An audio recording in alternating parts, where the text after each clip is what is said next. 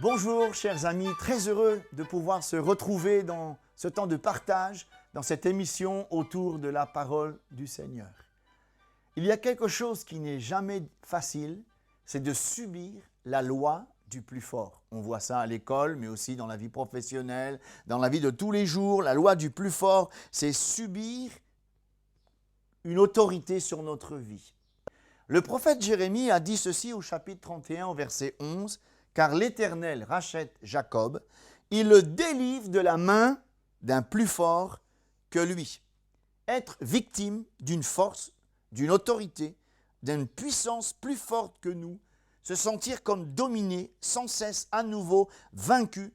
Et cette situation fait que nous sommes dans la peur, nous sommes limités, dominés, attristés ou peut-être même dans les frustrations, sans cesse à nouveau vaincus par quelqu'un ou quelque chose qui est plus fort que nous.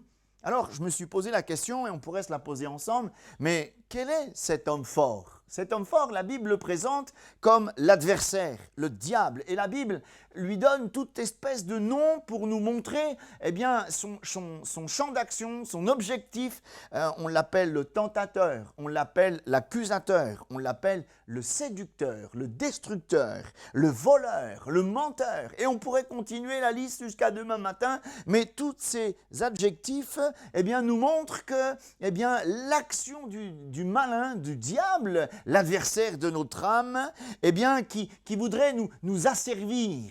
Oui, on est dans un monde spirituel où il y a des forces de ténèbres qui s'oppressent sur les hommes. Maintenant, on peut se poser une question, mais face à cet homme fort, nous autres, en tant qu'humains, nous devons reconnaître une chose, c'est que nous n'avons aucune capacité à faire face à toutes sortes d'autorités spirituelles qui nous oppressent.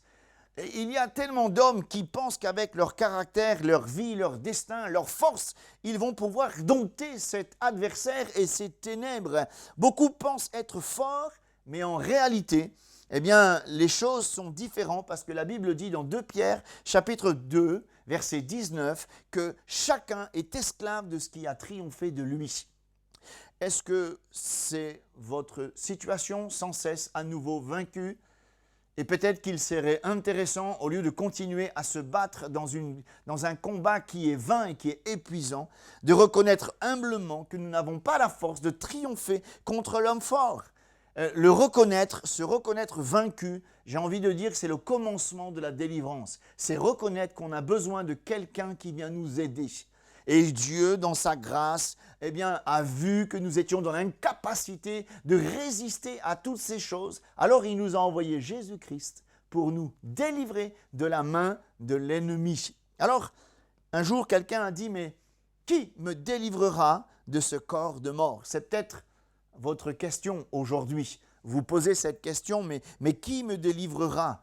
Qui me délivrera de cette puissance qui m'a servi, qui me rend triste et qui me rend esclave? Je suis asservi à quelque chose ou quelqu'un de plus fort que moi. Qui me délivrera?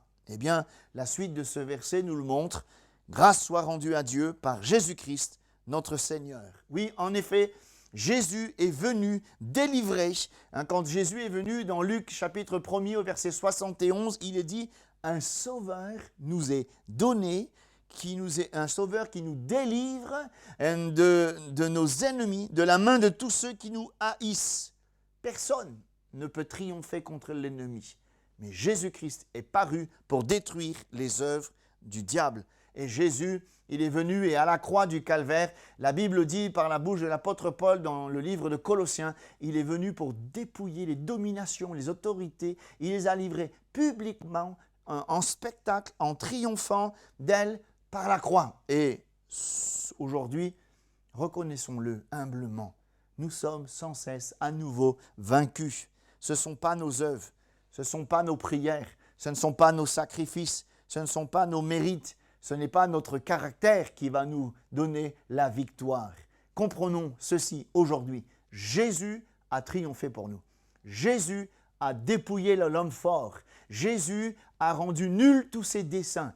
Jésus est venu pour triompher à notre place. Et Jésus a triomphé par la croix. À la croix du Calvaire, il a rendu nuls tous ses desseins. Jésus, lorsqu'il est mort, il n'est pas mort par accident. C'est vrai qu'on l'a mis au rang des malfaiteurs, mais il s'est offert en sacrifice afin d'anéantir tous les desseins de l'adversaire. La parole de Dieu est une parole de délivrance. Tout le message de l'Évangile, chers amis, eh bien, il proclame la délivrance au nom de Jésus-Christ.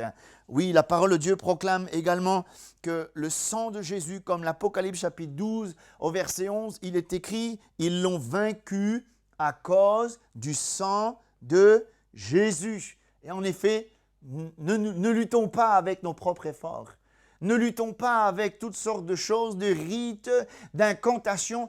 Réalisons aujourd'hui que Jésus a triomphé pour nous. Alors vous allez me dire, c'est bien beau, Jésus a triomphé pour nous parce que nous sommes dans l'incapacité de résister à l'homme fort. Mais comment moi, aujourd'hui, je peux triompher du triomphe de Jésus-Christ?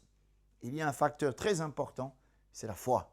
Car sans la foi, il est impossible d'être agréable à Dieu. Et parce que ce qui a triomphé du monde, c'est la victoire du monde, c'est notre foi. Et c'est par la foi que je confesse, que tu confesses, mon ami, que Jésus a vaincu pour toi. Et je pense que la foi, c'est se reposer de ce que Jésus a déjà accompli. J'essaye plus de faire, j'essaye plus de résister. Je me cache en Jésus, il a tout est accompli. D'ailleurs, quand Jésus il est mort à la croix, qu'est-ce qu'il a dit? Tout est accompli.